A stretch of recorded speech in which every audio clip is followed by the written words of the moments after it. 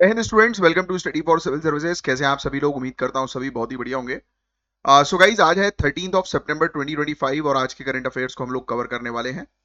आप में से जो भी स्टूडेंट यूपीपीसीएस, यूपीएससी, बीपीएससी या किसी भी स्टेट पीएससी की तैयारी कर रहे हैं, तो लेक्चर को एंड तक जरूर देखिएगा, क्योंकि यहाँ पर वो सभी न्यूज हम लोग कवर करते हैं जो आपके एग्जामिनेशन के लिए काफी ज्यादा इंपॉर्टेंट होती हैं। और गाइज, ये है हमारे ज्ञान सर, और ज्ञान सर का स्पेशल पेड बैच आप लोगों के लिए अवेलेबल है। इन दिए गए नंबर पर कॉन्टैक्ट करके आप बैचेस को जो है वो ज्वाइन कर सकते हैं। आपके लिए हमारे पास है UPPCS, BPSC, UKPSC, ROA, ROBEO, UP triple SC exam और इवन हरियाणा, राजस्थान, छत्तीसगढ़ पीएससी के प्रॉपर कोर्सेस, जहां पर जीरो से लेकर सिलेक्शन तक की प्रॉपर तैयारी करवाई जाती है। हर एक अभी जो ट्रेंड चल रहा है उसको ध्यान में रखते हुए तैयारी करवाई जाती है। सिलेबस को ध्यान में रखते हुए प्रॉपर तैयारी करवाई जाती है। हर साल हमारे कोर्स अपडेट होते हैं। तो इन दिए गए नंबर पर कांटेक्ट करिए और हमारे कोर्सेज को ज्वाइन करिए। साथ ही साथ ये दिए गए ये सब टॉपिक्स हैं आज के, जिनको हम लोग एक एक करके कवर अप करेंगे। और मैं चाहूंगा कि आप अपने साथ पेन और पेपर लेकर बैठें। जो भी चीज मैं आपको बताऊंगा उसको ध्यान से सुनिएगा, और जो चीज नोट डाउन करने को बोलूंगा उसको आपको नोट डाउन करना है। तो ये होंगे आपके नोट्स, और इन्हीं नोट्स से रिलेटेड आपके एग्जामिनेशन में क्वेश्चन पूछे जाएंगे। तो चलिए, बिना समय वेस्ट किए हम लोग फटाफट अपने सेशन को जो है वो करते हैं स्टार्ट। तो ये जो पहला टॉपिक है, digital census with geo tagging का टॉपिक। तो सेंसस से रिलेटेड टॉपिक कितनी बार आ चुका है, यानी कि पिछले मेरे ख्याल से एक साल के अंदर कम से कम 50 बार टॉपिक तो मिल गया होगा आपको ये सेंसस का। और सेंसस से रिलेटेड पूरी जानकारी आपको बहुत डिटेल में होनी चाहिए। इंडिया की नेक्स्ट सेंसस 2027 में होगी guys, point to be noted. ये तो याद रहना चाहिए आपको। अगर इसके आपने ऑलरेडी पहले नोट्स बना लिए तो कोई दिक्कत नहीं, जिन्होंने नहीं बनाए आप बनाइए। इंडिया की नेक्स्ट सेंसस जो है वो 2027 में होने वाली है, और ये 6 साल का डिले हुआ है। क्यों हुआ ये 6 साल का डिले? कोई मेरे कमेंट बॉक्स पे लिखकर बता सकता है? What was the main reason behind this delay? अब ये सेंसस स्पेशल इसलिए है क्योंकि पहली बार ये डिजिटल सेंसस होने वाला है। पॉइंट टू बी नोटेड, पहली बार ऐसा होगा कि ये सेंसस जो होने वाला है वो डिजिटली होगा, कंडक्ट किया जाएगा डिजिटली। पहला पॉइंट। और साथ ही जियो टैगिंग सभी बिल्डिंग्स के लिए की जाएंगी। सभी जितनी भी हमारे यहाँ पर बिल्डिंग्स हैं, सभी की जियो टैगिंग होगी, और जिसका काम जो है वो 2026 में शुरू हो जाएगा। लिख लीजिएगा, बहुत इंपॉर्टेंट पॉइंट है। आपसे प्रीलिम्स में पूछा जा सकता है कि इंडिया की पहली डिजिटल सेंसस किस साल में प्रपोज है, तो आंसर होगा 2027, याद रखिएगा, है ना। और बजट जो है 14,618.95 करोड़ रुपए का बजट है, जिसमें 34 लाख से ज्यादा लोग जो है वो डिप्लॉय किए जाएंगे इस काम को करने के लिए, इस सेंसस को तैयार करने के लिए। सवाल ये उठता है कि जियो टैगिंग होती क्या है। तो जिन लोगों को जियो टैगिंग की डेफिनेशन नहीं पता, यहां से पूरी डेफिनेशन जो है वो लिख लो। जियो टैगिंग, इसका मतलब होता है कि हर बिल्डिंग को एक लैटिट्यूड लॉन्जिट्यूड कोऑर्डिनेट असाइन करना, और उसे जीआईएस यानी ज्योग्राफिक इंफॉर्मेशन सिस्टम पर मैप करना। इससे हर स्ट्रक्चर की एक यूनिक डिजिटल आइडेंटिटी बनेगी लैटिट्यूड लॉन्जिट्यूड के आधार पर, यानी कि जहां पर आप खड़े हो ना उस जगह का भी लैटिट्यूड लॉन्जिट्यूड डिफरेंट है। ये बताओ कैसे पता लगता है? अगर आप अपने मोबाइल में अभी के अभी गूगल मैप खोलोगे तो आप देखना गूगल मैप के राइट या लेफ्ट साइड कॉर्नर पर आपको जो है वो कुछ मार्किंग जो है वो दिखाई देगी। हर एक एरिया की वो अलग मार्किंग होती है, वो होता है उसका लैटिट्यूड लॉन्जिट्यूड के हिसाब से उसका जियो टैग। तो हर एक बिल्डिंग की एक यूनिक आइडेंटिटी जो है वो दी जाएगी, जिससे पॉलिसी मेकिंग में काफी हेल्प मिलेगी। प्लस साथ ही साथ ये प्रोसेस हाउस लिस्टिंग ऑपरेशंस अप्रैल सितंबर 2026 के दौरान किया जाएगा, जो सेंसस का पहला फेज जो है वो होता है। ये लिखने की वैसे जरूरत नहीं है। एग्जाम्पल मैं आपको दूं तो जैसे एक घर को डिजिटली मार्क कर दिया जाता है, इसका मतलब है कि ये घर रेसिडेंशियल है या नॉन रेसिडेंशियल, वो भी बताया जाएगा, और उसके बेसिस पर स्कीम्स बनाई जाएंगी जिससे कि बेनिफिशियरीज को टारगेट करना आसान होगा। तो बस यही चीज है। एन्यूमरेटर जो है वो स्मार्टफोन्स का यूज करेंगे, वेरी इंपॉर्टेंट, क्योंकि डिजिटल है। साथ ही साथ सेंसस मोबाइल एप्लीकेशन, जिसमें लोकेशन उनकी ऑन जो है वो रहेगी, जिससे कि डिजिटली बिल्डिंग्स को मार्क किया जाएगा। बिल्डिंग्स को क्लासिफाई किया जाएगा residential, non residential, mixed use या फिर कोई लैंडमार्क के तौर पर, है ना।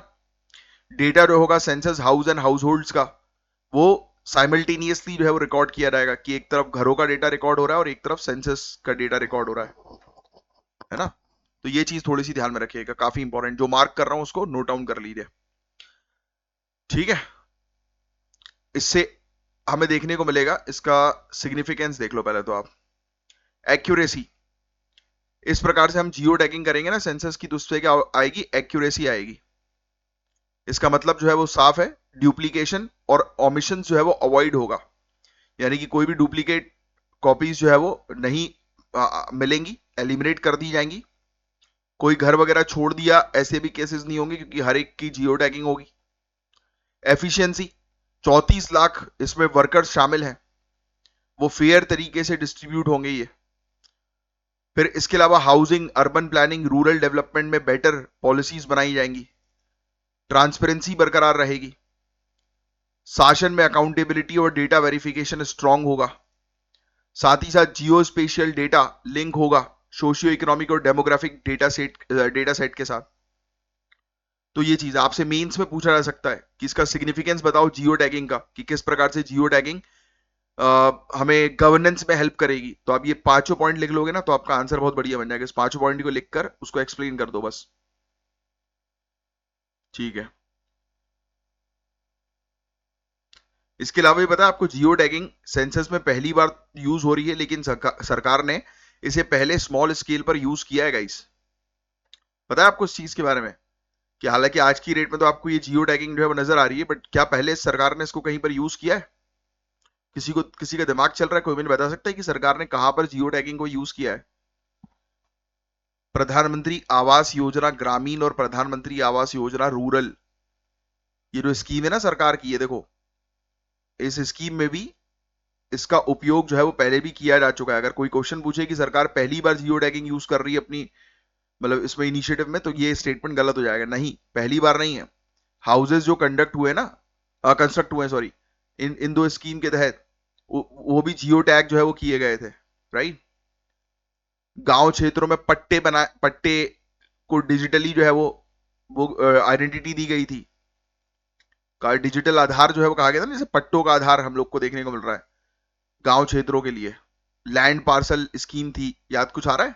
अगर किसी ने पढ़ा हो तो, जिससे नहीं पढ़ा कोई बात नहीं, तो ये चीज वो आ जाएगा आने वाले समय में, मिल जाते हैं ऐसे टॉपिक्स, रिपीट होते हैं। तो ये इंडिया की हिस्ट्री में सबसे लार्जेस्ट डिजिटल डेटा एक्सरसाइज होने वाली है guys, digital census with geo tagging. एक बहुत अच्छा, आप कह सकते हो कि इंप्रूवमेंट है। इससे शासन ट्रांसपेरेंट और एफिशिएंट होगा, लेकिन साथ ही प्रिवेसी और डेटा सिक्योरिटी की चिंताएं हैं, उसको ध्यान में रखना मेंस का आंसर लिखते समय। इसमें और क्या चीजें थी हमारी, जैसे कि ये चीज, अब देखो पॉपुलेशन सेंसस जो है वो इंडिया के अंदर कंडक्ट हो रहा है कब से, ये फैक्ट तो आपको ध्यान में रखना है, 1872 से। और 2027 की एक्सरसाइज याद रखिएगा 16वीं है सीरीज में, और इंडिपेंडेंस के बाद जो है वो 8वीं है। ये बहुत इंपॉर्टेंट फैक्ट है ये वाले, ये ध्यान में रखना है। Housing, amenities, demography, religion, language, literacy, education, economic activity, migration, fertility, इन सब चीजों का डेटा जो है वो कलेक्ट होता है सेंसस के दौरान। आखिरी सेंसस कब का है? 2011 का है, जिसके अंदर कितने घर जो है वो मार्क किए गए थे? 330.84 मिलियन, 306.16 मिलियन में से ऑक्यूपाइड थे, मतलब इनमें से ये ऑक्यूपाइड थे, और 24.67 मिलियन जो है वो खाली घर हम लोग को देखने को मिले। इंडिया की पॉपुलेशन 2011 में 1.21 थी, अब तो 1.4 के आसपास जो है वो हो गई है, क्योंकि चाइना की पॉपुलेशन को जो है हमने क्रॉस कर दिया है। बट अब उसका एक प्रॉपर रिकॉर्ड, प्रॉपर डेटा हम लोग को सेंसस के थ्रू नजर आएगा। बस ये वाली चीज तो हमने लिखी दी है। डिजिटल लेआउट, मैपिंग, बिल्डिंग्स, मतलब इसके जरिए बिल्डिंग जो है उसको एक्यूरेटली जो है वो टैग किया जाएगा, ये भी लिख लेना। पहले हाथों से स्केच जो है बनाया जाता था, तब पूरी चीज डिजिटल हो गई है। बस ठीक है। कितने लोग घर में रह रहे हैं, है ना, तो ये पूरी डिटेल्स वगैरह जनगणना में ली जाती है ना, तो वही चीज है ये। चलिए, तो अब हम डिस्कस करेंगे अगेन एक और इंपॉर्टेंट कॉन्स्टिट्यूशनल डेवलपमेंट के बारे में, जो आपके जीएस पेपर 2 के लिए बड़ा इंपॉर्टेंट है। 138th constitutional amendment bill 2025, very very important. 99.9% exam में इससे रिलेटेड क्वेश्चन आएगा ही आएगा, और सेंसस से रिलेटेड, यानी कि आज के टॉपिक 1 टॉपिक 2 जो है वो इतने इंपॉर्टेंट है कि 99.9% में कह रहा हूं कि आएगा ही एग्जाम में। अब ये जो नया अमेंडमेंट बिल लाया गया है, ये बिल प्रपोज करता है कि honourable prime minister, chief minister और मिनिस्टर्स अगर किसी ऐसे क्राइम में कस्टडी में होते हैं जिस क्राइम की पनिशमेंट 5 साल या उससे ज्यादा है और वो कंटिन्यूअसली 30 दिन तक कस्टडी में रहे तो वो ऑटोमेटिकली अपनी पोस्ट से रिमूव कर दिए जाएंगे। तो बहुत ही शानदार ये बिल हम लोग को देखने को मिल रहा है। होपफुली ये प्रॉपर तरीके से कानून बने और इसका इंप्लीमेंटेशन हो। बट मैं आपको जेन्युइनली बता दूं, इस तरीके के बिल पास हो भी जाए, पर जो इसमें ये जो लिख दिया ना ये वाला पॉइंट, ये थोड़ा सा जो है वो कानून को हल्का कर सकता है। लूप होल यहीं पर ही आपको दिखाई देना चाहिए। अगर आप एक सच्चे तरीके से सिविल सर्विसेज की तैयारी कर रहे हैं तो सिर्फ जितना मैंने ये बताया उतने में ही आपका दिमाग तुरंत चल जाना चाहिए कि सर, आप पता है जब तैयारी करो ना या मेरे लेक्चर्स को सुनो तो इस तरीके से सुना करो कि आप एक ऑफिसर हो और मैं जो हूं, जैसे फॉर एग्जांपल कि मैं आपका सीनियर ऑफिसर हूं और मैं आपको कोई एक नई स्कीम आई है या नई चीज है उसके बारे में बता रहा हूं, जानकारी दे रहा हूं।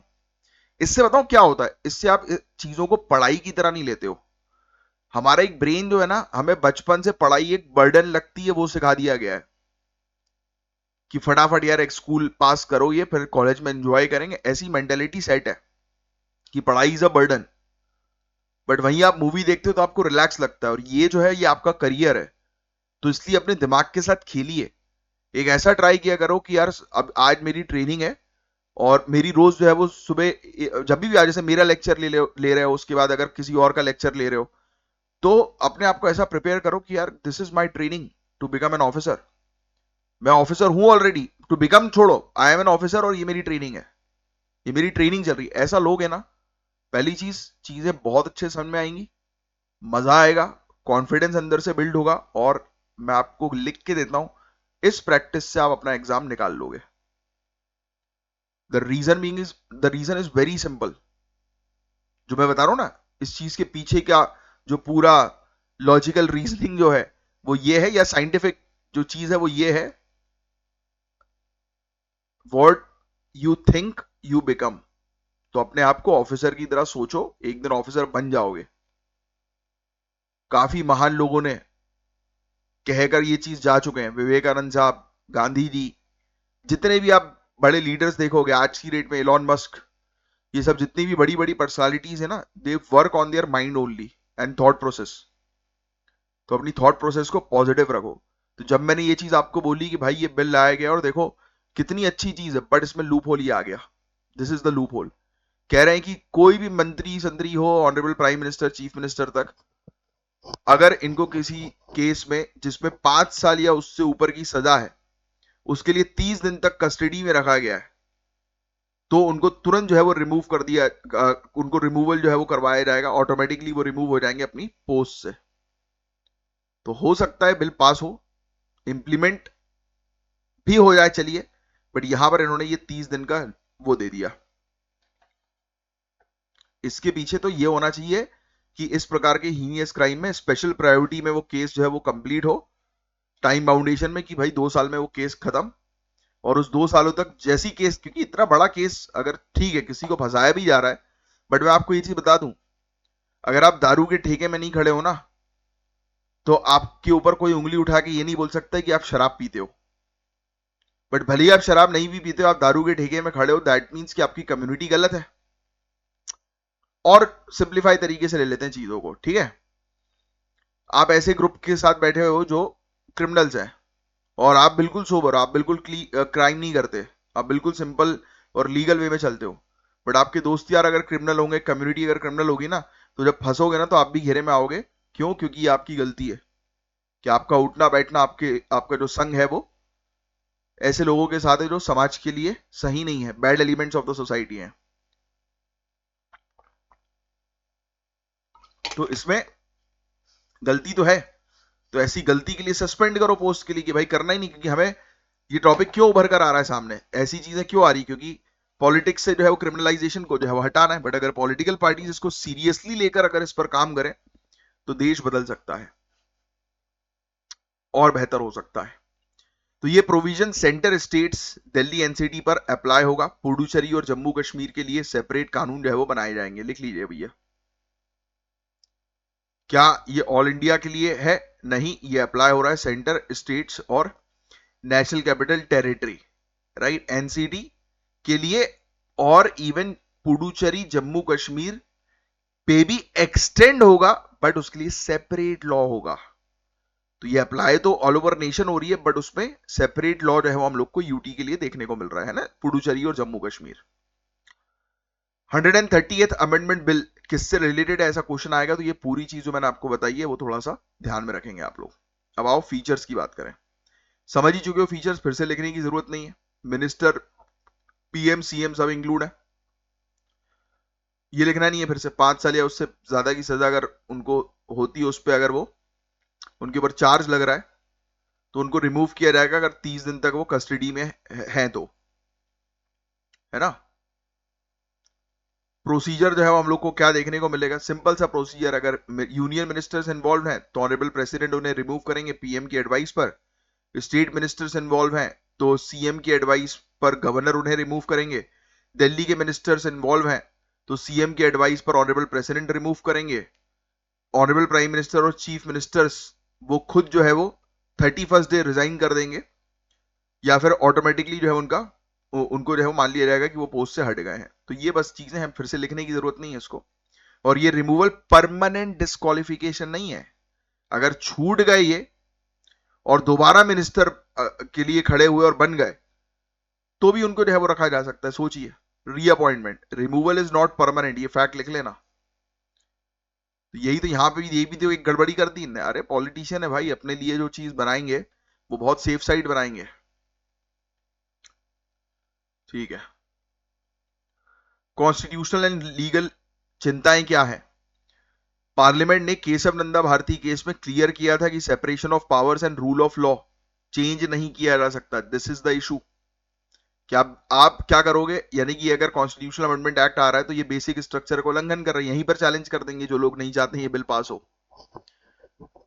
अभी इस बिल को पास होने में, इंप्लीमेंट होने में भाई मुश्किल है, बहुत मुश्किलें हैं। Representation of people act 1951, disqualification only after conviction not during pre trial custody, clearly लिखा है, देख लीजिए आप, कि किसी को डिस्क्वालीफाई किया जाएगा जब उस पर आरोप जो है वो सिद्ध होता है। AR Antulay case, procedural shortcut जो है वो आर्टिकल 21 का उल्लंघन करेगा। Maneka Gandhi case, restrictions fair, just और रीजनेबल होने चाहिए। तो ये सब केसेस के बारे में थोड़ा सा ध्यान में रखना कि ये सब केसेस जो होंगे ना, ये 130 कॉन्स्टिट्यूशनल अमेंडमेंट बिल को पास होने से रोकेंगे। ठीक है, मिसयूज बढ़ सकता है इसका, एजेंसीज जैसे कि हो गई ईडी, सीबीआई, तो ये सब एजेंसीज जो होती हैं ये मिसयूज कर सकती हैं, पॉलिटिकली टारगेट कर सकती हैं।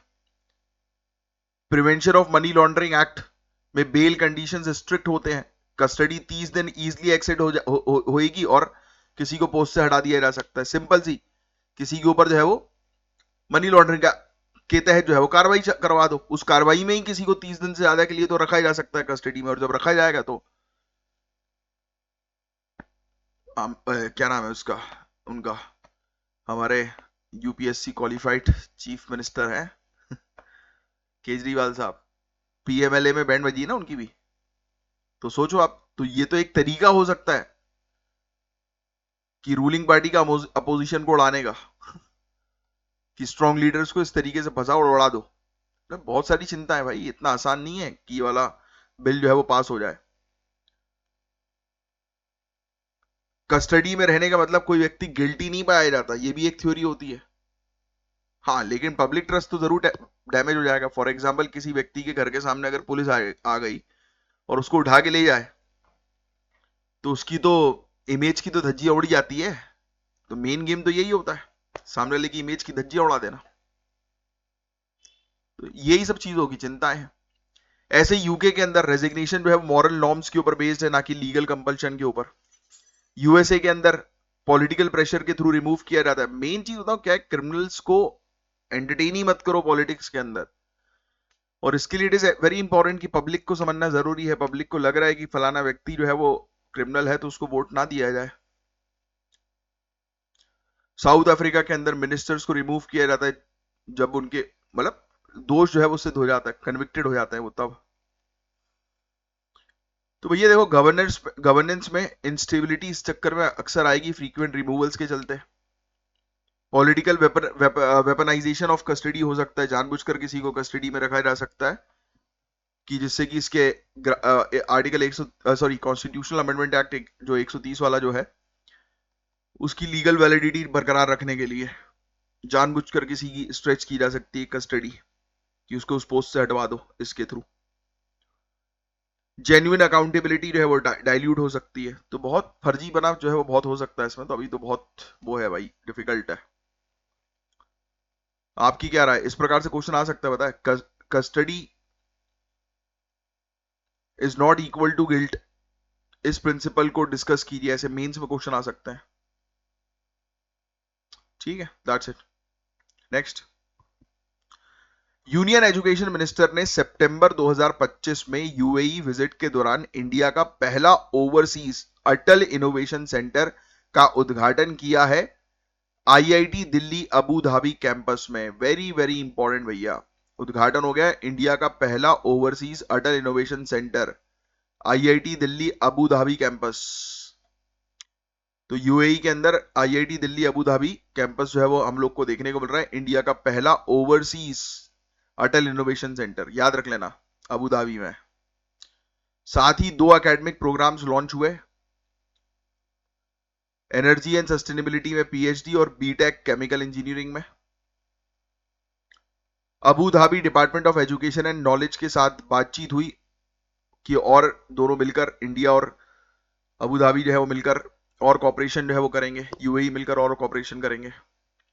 मिनिस्टर ने सिम्बायोसिस यूनिवर्सिटी दुबई के पहली एनिवर्सरी सेलिब्रेशन भी अटेंड करी, है ना। बस आप तो ये वाली चीज जो हाईलाइट करी वो बस ध्यान में रखो, वही चीज आएगी प्रीलिम्स में पूछने के लिए। अब ये अटल इनोवेशन मिशन के अंडर जो है वो इसको स्टैब्लिश किया गया है, ये चीज थोड़ी सी ध्यान में रखना जरूरी है। इसके फंक्शंस ये होंगे, स्टार्टअप्स को इंक्यूबेट करना। इंक्यूबेट का मतलब पता है ना, नए नए स्टार्टअप्स जो हम लोग को देखने को मिलते हैं उनको ट्रेनिंग देना कि कैसे जो है वो आगे बढ़े, और इनोवेटर्स को गाइड करना, मेंटर करना, है ना, मेंटरिंग इनोवेटर्स। जो नए नए इनोवेटर्स हैं उनको बताना कि भाई कैसे आप अपने प्रोडक्ट को जो है वो ग्लोबल लेवल तक पहुंचा सकते हो, स्केल अप कर सकते हो। एडवांस रिसर्च इंफ्रास्ट्रक्चर प्रोवाइड करना इसका काम होगा, अटल इनोवेशन मिशन का काम होता ही है, यानी कि लैब्स वगैरह ओपन करके ये इस प्रकार से एक एनवायरमेंट प्रोवाइड करा देते हैं इनोवेटर्स को, स्टार्टअप्स को, कि जिससे कि उनके प्रोडक्ट जो है वो स्केल अप होने में उनको फायदा मिले। Student exchanges, teachers training, skill development support करना इसका काम होता है अटल इनोवेशन मिशन का, क्योंकि नाम से हमारा इनोवेशन मिशन ऑब्जेक्टिव है कि हमारी कंट्री के अंदर युवा जो है वो इनोवेशन करें, नई नई चीजों में रिसर्च एंड डेवलपमेंट करके इनोवेट करें। इंडिया किसी चीज को जो है वो कॉपी करने की जगह अपनी खुद की रिसर्च करके इनोवेशन में काम करे, है ना, नॉलेज शेयरिंग बढ़ाएं हम लोग, इनोवेशन नेटवर्क्स लिंक्स जो है वो क्रिएट करें। तो ये सब अटल इनोवेशन मिशन के काम होते हैं। क्वेश्चन कभी कभी प्रीलिम्स में ये पूछा जा सकता है कि पहला ओवरसीज अटल इनोवेशन सेंटर कहां एस्टैब्लिश हुआ, तो याद रखना IIT Delhi Abu Dhabi UAE. India और यूएई के बीच में एजुकेशन को लेकर क्या बातचीत है भाई? तो इंडियन करिकुलम स्कूल्स एक्सपेंड करना हमारे डायोस्पोरा के लिए, मतलब कि वहां पर इंडियन स्कूल्स जो है वो शुरू किए जाएंगे यूएई में, जो इंडियंस वहां पर पढ़ते हैं उनके लिए आसानी होगी। 2 वे स्टूडेंट एक्सचेंज होगा स्कूल और हायर एजुकेशन में। साथ ही साथ टीचर्स एक्सचेंज होंगे, वहां के टीचर यहाँ जाएंगे, यहाँ के वहां जाएंगे, राइट, ऐसी चीजें भी होंगी। करिकुलम अलाइनमेंट होगा, यूएई में जो पढ़ाया जा रहा है वो इंडिया के स्कूल्स में भी पढ़ाया जाए, इंडिया में जो पढ़ाया जा रहा है वहां भी पढ़ाया जाए, इससे बेहतर चीजें होंगी। जॉब अपॉर्चुनिटीज दोनों कंट्रीज के बीच में रहो बढ़ेंगी, एक अच्छा पीपल टू पीपल कॉन्टेक्ट जो है वो स्टैब्लिश होगा। अटल इनोवेशन लैब्स जो इंडियन स्कूल्स के अंदर है यूएई में, तो वो अटल टिंकरिंग लैब्स जो इंडिया के अंदर उससे इंस्पायर्ड की गई हैं। ये प्रपोजल भी है कि इस तरीके से भी आप लेबोरेटरी वहां पर स्टैब्लिश करो। एजुकेशन को इंडिया यूएई पार्टनरशिप का सेंटर पिलर जो है वो बनाकर एक सॉफ्ट डिप्लोमेसी के तौर पर भी रिलेशनशिप और बढ़ाए जा सकते हैं यूएई के साथ। तो अटल इनोवेशन मिशन की बात करें तो ये है क्या, मैंने इसके बारे में आपको ऑलरेडी बता ही दिया है। तो इसको नीति आयोग ने इंप्लीमेंट किया, ये चीज आप ध्यान में रखिएगा। इसका मेन ऑब्जेक्टिव यही होता है कि हमारी कंट्री के अंदर ज्यादा से ज्यादा स्टार्टअप्स आए, इनोवेटर्स ज्यादा से ज्यादा इनोवेशन करें, रिसर्च एंड डेवलपमेंट आगे बढ़े, युवा जो है वो सही डायरेक्शन में काम करें, बस। अटल टिंकरिंग लैब, 10,000 से ज्यादा स्कूल लैब्स रोबोटिक्स के लिए, internet of things, 3D printing, electronics, यानी कि नई आज की डेट की जो चीजें हैं हमारी कंट्री को आगे बढ़ाने के लिए, उन सब में जो है वो ट्रेनिंग देना बच्चों को। 72 सेंटर्स हैं, 3500 से ज्यादा स्टार्टअप्स को सपोर्ट करता है ये, 32,000 से ज्यादा जॉब क्रिएट करता है Atal incubation centre. Health tech, fintech, agri tech, ed tech, drones, space tech, food processing, AR VR, ऐसे सिस्टम पर जो है वो काम करता है, सोचिए आप। तो इसका फायदा यही है कि आज की डेट में हम लोग जो है वो इंडिया के इनोवेशन इकोसिस्टम को ग्लोबल लेवल पर एक्सपेंड कर रहे हैं। इंडिया UAE के रिलेशनशिप मजबूत होंगे इससे, इंडिया को इंटरनेशनल अपॉर्चुनिटीज मिलेंगी, स्पेशली इंडियन रिसर्चर्स को, स्टूडेंट्स को, एंटरप्रेन्योर्स को। ग्लोबल इनोवेशन डिप्लोमेसी में इंडिया का रोल जो है वो बूस्ट हो रहा है ना। तो यही चीज है। तो ओवरसीज अटल इनोवेशन सेंटर एक प्रूफ है कि इंडिया की इनोवेशन डिप्लोमेसी अब बॉर्डर्स के बाहर एक्सपेंड हो रही है गाइस। एजुकेशन, रिसर्च, एंटरप्रेन्योरशिप, इन सब चीजों के थ्रू इंडिया और UAE के रिलेशंस और गहरे हो रहे हैं। तो ये एक फॉरवर्ड लुकिंग मॉडल है गाइस, जो इस तरीके से आपको मेंस में भी लिखना चाहिए कि हम जो है वो इस तरीके से अपने लेबोरेटरीज वगैरह दूसरी कंट्री में स्टैब्लिश करके रिलेशनशिप को और मजबूत करते हैं। ना ही सिर्फ रिलेशनशिप मजबूत हो रहा है यहाँ पर, बल्कि एक ग्रोथ और डेवलपमेंट भी जो है वो हो रहा है ना। युवाओं का पीपल टू पीपल कांटेक्ट हो रहा है, ट्रेड होगा फिर आगे चल के, है ना। चलिए नेक्स्ट, पंजाब, हिमाचल प्रदेश, उत्तराखंड और कश्मीर में रीसेंट जो बाढ़ आई है, लैंडस्लाइड्स आई है, उसने हिमालय की गाइस फ्रेजिलिटी को एक्सपोज कर दिया कि हिमालय कितना कमजोर है और कितना खतरे में जा सकता है। यस कम ऑन, ये हो रहा है ना आज की डेट में। देखो आप इन सब एरियाज पे कितने लैंडस्लाइड के केसेस आ रहे हैं, तो ये बता रहा है कि बड़ा रिस्की क्षेत्र बन गया है हिमालय। एक्सपर्ट्स और ऑनरेबल सुप्रीम कोर्ट ने वार्निंग दी है कि अगर इस चीज को, इस डेवलपमेंट को मतलब मॉनिटर नहीं किया गया, क्योंकि लोगों ने जो है वो ऐसे एरियाज पर जो है वो डेवलपमेंट कर रखे हैं जो एरियाज फ्लड प्रोन है, स्लाइड प्रोन है, लैंडस्लाइड प्रोन, मतलब कि जहां पर इस प्रकार का खतरा है वहां पर अनप्लान डेवलपमेंट हुआ है। और इन सब अनप्लान डेवलपमेंट के कारण स्ट्रेस जो है वो इकोलॉजी पे बढ़ गया है, और इसीलिए इस प्रकार के हादसे हो रहे हैं, आपदाएं हो रही हैं, डिजास्टर्स हो रहे हैं, जिसके कारण इंफ्रास्ट्रक्चर डैमेज हो ही रहा है, इकोनॉमिक लॉस तो हो ही रहा है, साथ ही साथ लाइफ का लॉस भी हो रहा है। बोलो हाँ या ना? यस। तो यही चीज यहां पर देखने को मिल रही है, बस इसी के बारे में बात की जा रही है। क्लाइमेट चेंज की वजह से आप देखिए इसके इफेक्ट बहुत तेजी से बढ़ गए हैं आज की डेट में। हिंदू कुश हिमालय कोलैप्स के उसमें है, एज में है, विनाश की कगार पर पहुंच गया क्लाइमेट चेंज के चलते, अनचेक डेवलपमेंट के चलते। इन सब चीजों के ऊपर ऑनरेबल सुप्रीम कोर्ट और एक्सपर्ट्स ने चिंता व्यक्त करी है। इस टॉपिक में आपको लिखने की जरूरत नहीं है, ये जनरल सा टॉपिक है ना, हर चीज लिखना नहीं होता है। यंगेस्ट और हाईएस्ट फ्लड माउंटेन्स है भाई हिमालय, पता ही होगा आपको। 2400 kilometre across India, Nepal, Bhutan, China, Pakistan फैले हुए हैं। एवरेज हाइट 6000 मीटर से ऊपर, एवरेज जो मोटाई चौड़ाई 150 से 400 किलोमीटर। ये सब चीजें ज्योग्राफी में आप पढ़ते हो। दुनिया की हाईएस्ट पीक माउंट एवरेस्ट 8848, 49 क्यों लिखा हुआ है? 49 तो आप एक्सेप्ट नहीं करते ना, अपना तो ऑफिशियल रिकॉर्ड 8848 का है। और कंचनजंगा 8586 मीटर, हालांकि हाँ इसकी हाइट बढ़ रही है, बट अभी 8848 ही ऑफिशियल रिकॉर्ड्स में रखा गया है। लिखा ना still rising at 5 mm per year. मेरा सिंपल सा क्वेश्चन आप लोगों के लिए, देखते हैं कौन इसका आंसर जो है वो दे सकता है। कि ये सब हिमालय, जैसे कि आपको पता है कि इनकी हाइट जो है वो बढ़ रही है, जैसे यहाँ पे लिखा भी हुआ है, माउंटेन जो है वो कंटिन्यूअस इनकी हाइट बढ़ रही है। उसके पीछे कौन सा फिनोमेना होता है माउंटेन्स की हाइट बढ़ने के पीछे, बताइए। ना ही सिर्फ हाइट बढ़ रही है, बट आपको शायद पता हो नॉर्थ ईस्ट की तरफ जो है वो स्लाइड भी कर रहा है हमारे कॉन्टिनेंट्स। तो उसके पीछे कौन सा फिनोमेना, ज्योग्राफिकल फिनोमेना लगता है, ये बताएंगे आप मुझे कमेंट बॉक्स पे। अब भैया हिमालय जो है हमारे बहुत ही कमजोर हो रहा है, लैंडस्लाइड, अर्थक्वेक बहुत ज्यादा हो रही हैं। पूरे दुनिया भर के एवरेज से ज्यादा गर्मी इस क्षेत्र में हम लोग को नजर आ रही है।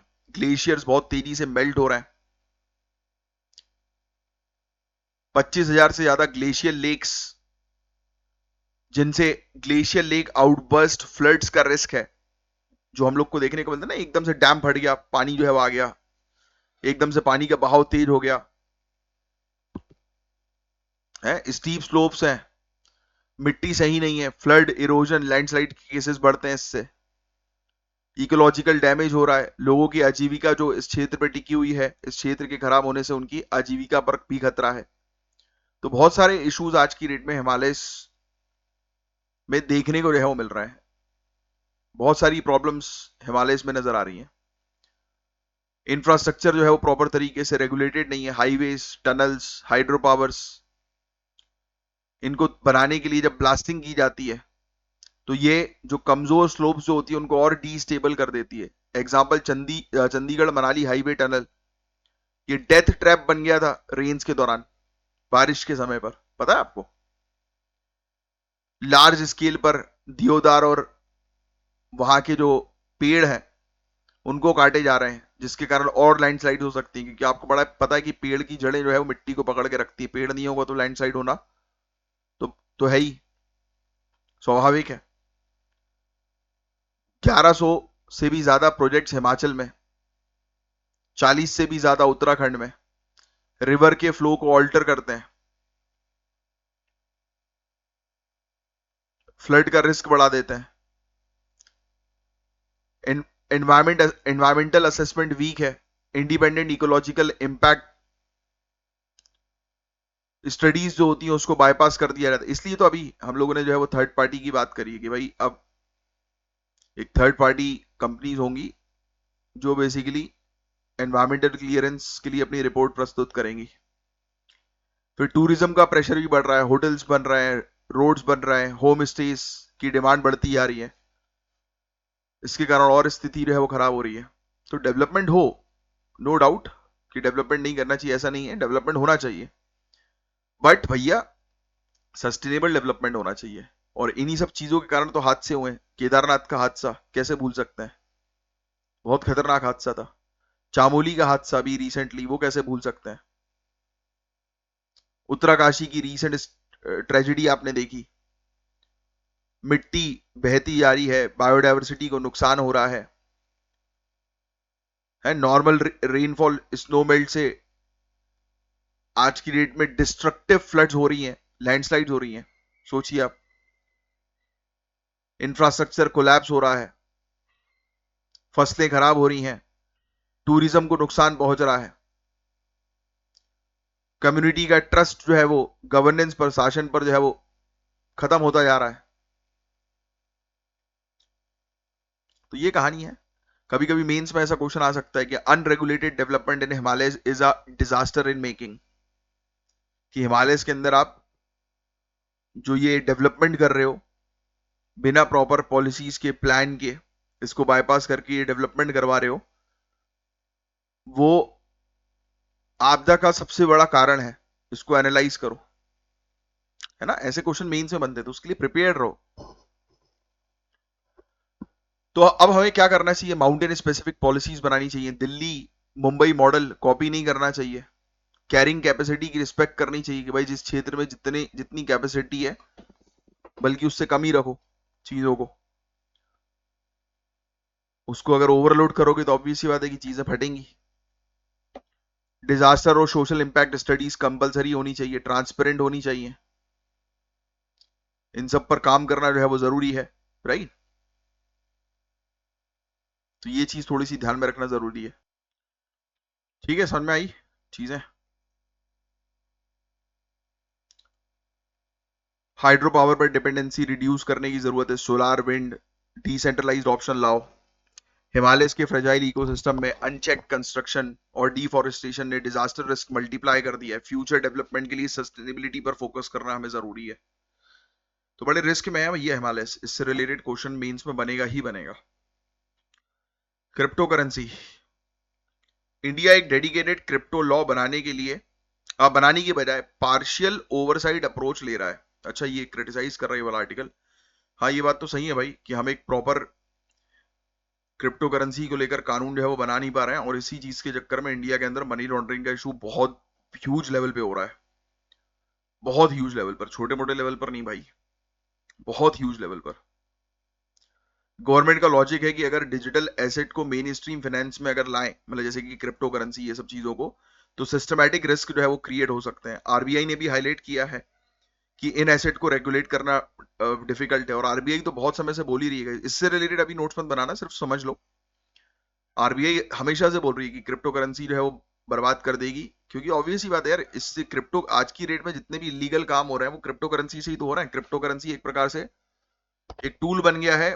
जितने भी लोग इलीगल बिजनेस में, डीप वेब, डार्क वेब में इन्वॉल्व होते हैं, उनके लिए बहुत इजी टूल है ये, मनी ट्रांसफर करने का, पैसे टैक्स बचाने का, ब्लैक मनी को जो है वो रेगुलेट करने का, सॉरी रेगुलेट कर रहा हूँ, रोटेट करने का, ये चलाने का। तो ग्लोबल लेवल पर अप्रोचेस अलग अलग हैं, कुछ कंट्रीज है वो बैन कर रही हैं और कुछ रेगुलेट कर रही हैं। तो इंडिया की करंट पॉलिसी क्रिप्टो पर जो है वो क्या है? कोई भी कानून नहीं है, सिर्फ हम लोग हल्का फुल्का जो है उनके ऊपर वो रखते हैं। बट हालांकि अब तो सरकार जो है वो 30% क्रिप्टो पर टैक्स भी ले रही है ना, क्रिप्टो की अर्निंग पर, यानी कि क्रिप्टो करेंसी से आपको जो अर्निंग हो रही है उस पर 30% टैक्स है। यस। तो कुछ बैकग्राउंड के बारे में सुन लो आप। 2021 गवर्नमेंट ने प्राइवेट क्रिप्टो करेंसी बैन करने के लिए एक बिल ड्राफ्ट किया था, जो कि पास नहीं हुआ। ये अपडेट आपको रखनी है, ठीक है? ये लिखो आप ये चीजें। नेक्स्ट, 2023 की बात करें, G20 प्रेसिडेंसी के दौरान इंडिया ने ग्लोबल रेगुलेटरी फ्रेमवर्क की डिमांड करी कि भाई ग्लोबल लेवल पर एक फ्रेमवर्क हो, और इवन एक डिस्कशन पेपर भी 2024 के लिए जो है वो रखा गया, राइट? बट अभी इस पर अभी कोई क्लैरिटी नहीं है। अभी क्रिप्टो एक्सचेंजेस ऑपरेट जो है वो कर रहे हैं इंडिया में लोकल रजिस्ट्रेशन के साथ, और मनी लॉन्ड्रिंग की बहुत रिस्क है भाई। मैंने आपको देखो स्टार्टिंग में बोल दिया था, मनी लॉन्ड्रिंग का रिस्क बहुत है इसमें, मनी लॉन्ड्रिंग का रिस्क। मैं तो खुद, अब छोड़ो, इस पर बात नहीं करते, छोड़िए। क्रिप्टो गेन्स पर प्यूनिटिव टैक्स लगाया गया है, स्पेक्यूलेशन को वो करने के लिए, डिस्करेज करने के लिए कि लोग मनी लॉन्ड्रिंग में ना जाए, बट फिर भी रास्ते निकल ही जाते हैं भाई। डिसेंट्रलाइज्ड फाइनेंस के बेसिक्स जान लो आप, ये लिख लो भैया, डेफी, इससे रिलेटेड नोट्स बना लो। ब्लॉकचेन बेस्ड फाइनेंशियल सिस्टम होता है ये, जिसमें बैंक्स की आवश्यकता नहीं होती। इसमें स्मार्ट कॉन्ट्रैक्ट्स होते हैं, डी एप्स होता है, P2P नेटवर्क होता है। मतलब कुल मिलाकर जैसे कि आप पेटीएम वॉलेट यूज किया ना आपने जैसे कभी, तो उसी की तरह होता है, या फिर आप अमेजॉन वॉलेट यूज करते हो तो उसी की तरह होता है। वॉलेट टू वॉलेट ट्रांजेक्शन हो रहा है, और जो कि कंप्लीटली सिक्योर्ड होता है कि किसके पास गया, तो बस एक कोड के थ्रू पता लगता है कि आपको एक कोड, जैसे फॉर एग्जांपल दुबई से आपको पैसा अपने पास बुलवाना है, कुछ नहीं करना, आपको अपना जो है वो क्यूआर कोड देना है, और बाइनेंस वगैरह एप्लीकेशन होती है, इनके थ्रू जो है वो हो जाता है। और बाइनेंस एप्लीकेशन जो होती है ना, उस पर इंडियन गवर्नमेंट का कोई कंट्रोल नहीं है, पता है आपको? मैं तो खुद अभी देखा हूं ये सब चीजें कि कितने ह्यूज लेवल पर, मैं आपको लिटरली बता रहा हूं, दिन के 2-5 करोड़ रुपए दिन के, बहुत छोटी रकम बता रहा हूं, ये 2-5 करोड़ रुपए इनका ट्रेड हो रहा है भैया। तो बच के रहने की सख्त आवश्यकता है आज की डेट में। आपसे अगर कोई बोले कि यार ब्लॉकचेन जो है वो ले ले, ये कर ले, वो कर ले, अभी हाथ जोड़ लो। अगर बाय चांस गलती से भी मनी लॉन्ड्रिंग के केस में आप फंस गए ना, और अपने आप को ये केस और इन सब चीजों से दूर रखना भैया। गवर्नमेंट एग्जाम की तैयारी कर रहे हो, पता लगे केस वेस लगने के चक्कर में एग्जाम से ही हाथ धोना ना पड़ जाए, ठीक है? ये बस यही चीज है क्रिप्टो करेंसी के बारे में, आप जानते ही हैं, ज्यादा लिखने की इसमें आवश्यकता नहीं है आपको। बिटकॉइन के बारे में आप जानते हैं, ब्लॉकचेन लेजर टेक्नोलॉजी के ऊपर आधारित एंड टू एंड इंक्रिप्शन पूरा रहता है इसमें। पीयर टू पीयर ट्रांजेक्शन होते हैं, ट्रांसपेरेंसी होता है, पब्लिक लेजर जिसको हम लोग बोलते हैं, एनोनिमिटी होती है, कोई केवाईसी नहीं होती, ठीक है? ग्लोबल लेवल पर भी हम लोग को देखने को मिलते हैं, जैसे यूएसए के अंदर स्टेबल कॉइन अलाउड है। स्टेबल कॉइन्स, आज आपका एक टास्क है, आप पढ़िएगा इसके बारे में, स्टेबल कॉइन। अब इस टॉपिक को पहले हम लोग कवर कर चुके हैं, आने वाले समय में आएगा तो डिस्कस करेंगे। अच्छा हाँ, अब मैं यहाँ पर एक चीज क्लियर कर दूं, जैसे आप लोग मुझे बोलते हो कि सर जो टॉपिक रिपीट होते हैं वो आप पढ़ाते नहीं हो, ये स्टेबल कॉइन का टॉपिक नहीं है, ये जो अभी टॉपिक चल रहा है दूसरा चल रहा है ना। इसमें तो जनरली जो है बताया जा रहा है कि सरकार को क्रिटिसाइज किया जा रहा है कि सरकार जो है प्रॉपर कानून लेकर नहीं आ रही क्रिप्टो करेंसी से रिलेटेड की, और प्रॉपर क्लैरिटी नहीं है सरकार के पास, तो उसका टॉपिक है ये, है ना। अब इस बीच स्टेबल कॉइन आ गया, जैसे अभी अभी कुछ दिनों पहले हमने स्टेबल कॉइन के बारे में डिस्कस किया, कुछ दिन मतलब 1-1.5 महीने के अंदर, याद आ रहा हो आपको तो इससे रिलेटेड नोट्स बना लेना अपने पास। तो ये आपके अलग से टास्क हो जाते हैं, बाकी फिर नॉर्मल रेगुलर टॉपिक में आएगा तो मैं कवर करवाऊंगा ही ना। ठीक है, जीनियस एक्ट के अंडर हम लोग को देखने को मिलता है कि यूएसए ये लेकर आई थी, अभी पढ़ा था हमने कुछ दिनों पहले। चाइना के अंदर क्रिप्टो बैन है, but yuan backed stable coin China explore कर रहा है। जापान और ऑस्ट्रेलिया अपने फ्रेमवर्क पर काम कर रहे हैं। ठीक है, रिस्क तो बहुत ज्यादा है यार। नेशनल पेमेंट सिस्टम जैसे कि यूपीआई है, ये खत्म हो सकता है इनके लाने से, क्रिप्टोस के आने से, है ना। इसकी जो ट्रांजेक्शन इसमें लोग जो है वो नहीं करेंगे, क्रिप्टोज में जो है वो करने लगेंगे, तो दिक्कत में आ सकती है, क्योंकि उसको कोई रेगुलेट नहीं कर रहा ना क्रिप्टो को। फॉर एग्जाम्पल भाई, आपके पास क्रिप्टो करेंसी आई, 1 करोड़ रुपए आपने बुलवा लिए अपने अकाउंट में, आप रात में सोए, सुबह उठे, आपके अकाउंट से गायब। किससे लड़ोगे, किसके पास जाओगे? बट अगर आपका जो बैंक अकाउंट है उससे अगर 10 रुपए भी अगर कटे, तो आप कम से कम जाकर बैंक में पूछ सकते हो ना, भाई ये 10 रुपए किस चीज के कटे बताइए। कम ऑन, यस और नो? यस। बट इस केस में किसके पास जाओगे? अब कोई नहीं है कंप्लेन करने वाला। तो इस पर काम करने की आवश्यकता है। तो इंडिया के लिए एक अपॉर्चुनिटी है, बट यस, इंडिया जैसा देश जो है जहां पर रिस्क भी काफी ज्यादा आजकल, तो लोग, अभी मेरी मम्मी को ही उस दिन फोन आया कि सर मैं मीशो से, मैडम मैं मीशो से बात कर रहा हूँ, मम्मी ने मेरी पकड़ में बताया था ना आपको, तो उसमें फ्रॉड कर लेना है। आप कहीं पे किसी की जगह ऑर्डर कर रहे हो, उनके पास, फ्रॉड्स के पास रियल टाइम बेसिस पर पूरा डेटा चला जाता है कि अच्छा यहां से इतने सारे ऑर्डर हुए हैं, रुको एक फोन करके इनको बेवकूफ बनाने की कोशिश करते हैं। तो यही चीजें हैं आज की डेट में, रेगुलरिटी, क्लैरिटी होना जो है वो बहुत ज्यादा जरूरी है, और ग्लोबल लेवल पर कंट्रीज डिस्कस करें कि क्रिप्टो करेंसी के लिए क्या किया जाए। बस दैट्स इट। अब नेक्स्ट, अच्छा, एक पाइपलाइन हम लोग को जो है वो देखने को मिल रही है, पावर ऑफ साइबेरिया 2, लिख लेना भैया, पावर ऑफ साइबेरिया 2 पाइपलाइन, ये टाइटल डाल लो। रशिया, मंगोलिया, चाइना के थ्रू जो है ये जाएगी। Russia, Mongolia, China, not Kazakhstan, ठीक है, रशिया, मंगोलिया, चाइना लिख लेना।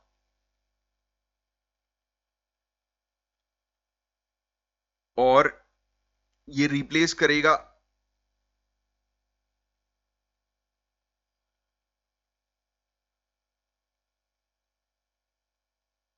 अच्छा, इसका रशिया का आज की डेट में गैस जो है वहां पे नहीं जा रहा ना यूरोपियन कंट्रीज में, तो जो रशिया का जो लॉस हो रहा है यूरोपियन गैस के कारण, तो उसको जो है वो रिप्लेस कर देगा ये, तो ये हेल्प करेगा रशिया को basically.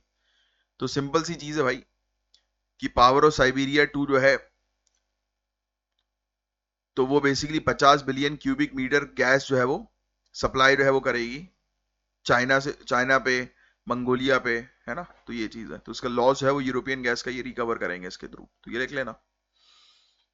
Small small satellite launch vehicle वाले टॉपिक को तो आप ही बताएंगे मुझे, ट्राई करो वीडियो पॉज करके आंसर देने की इसको। इसके अंदर 3 सॉलिड प्रपल्जन स्टेजेस होती है, ना कि 4, ठीक है, तो पहला वाला गलत है। दूसरा वाले स्टेटमेंट की बात करें तो 500 किलोग्राम तक जो है ये कैरी करके ले जा सकता है, इसका पेलोड इतना रहता है 500 किलोग्राम का, और 500 किलोमीटर के लो अर्थ ऑर्बिट में ले जा सकता है ये स्मॉल सैटेलाइट। ठीक है, velocity trimming module, VTM, liquid propellant का ये यूज करते हैं सटीक प्लेसमेंट के लिए, सैटेलाइट को प्लेस करने के लिए।